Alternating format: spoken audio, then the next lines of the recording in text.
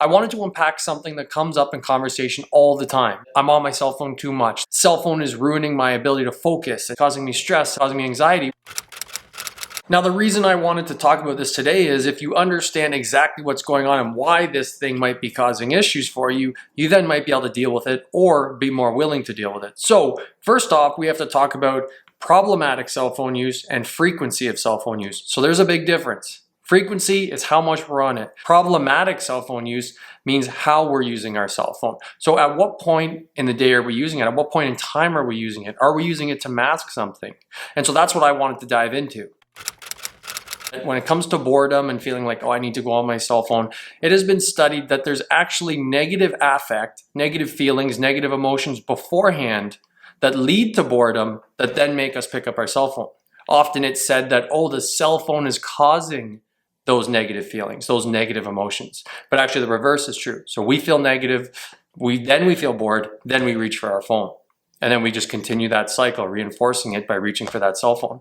So you're starting to see where there's a bit of an issue here. So we might have discomforts in our life, consciously, subconsciously, and instead of dealing with them, we now have this. We can block it out. We can hide from it. We can not deal with it. Let it just continue to fill up in the back of our mind.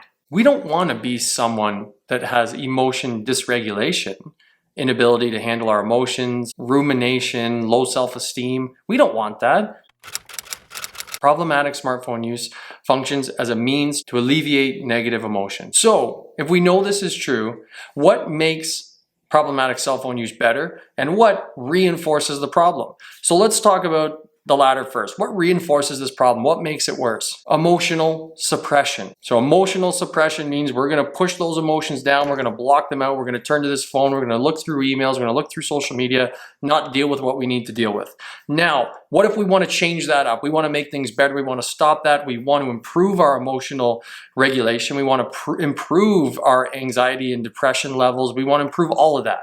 We want to stop being connected to this as a source of running away from what we should be dealing with. The answer is behavioral activation, which means putting a plan in place, having an answer to something. When we feel those negative emotions, when a negative thought comes into our mind, when we would usually stop and reach for this, let's find something we can do. So I don't have that answer today because everyone's issue would likely be different.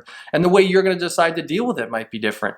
But I think the first step is realizing, when are we reaching for this? And when we do, when we realize, wait a second, I started to feel a little bit negative there, I felt bored. Well, we know negative affect causes that boredom, which then causes you to reach for this. So let's figure out why we're bored. Do we need to be stimulated? Should we find something else productive we can be doing? That doesn't necessarily mean to work hard and get work done, as we saw in the last episode. That means just find something else to do. And that's a form of behavioral activation. So instead of this, we find something else. We stand up, walk around. What is it going to be for you? I don't know. The more you decide to do something else, that behavioral activation, the less we go to that cell phone to suppress those emotions.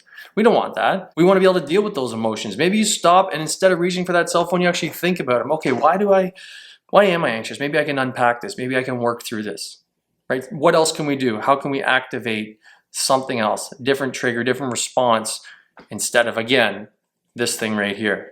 So that's how our cell phone could be making us weaker and how we can easily start to change that.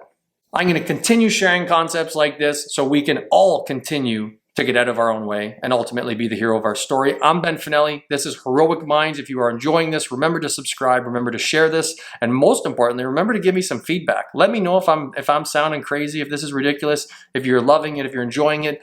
I want some constructive feedback, so keep the conversation going, email, comment, etc. Talk soon. Bye.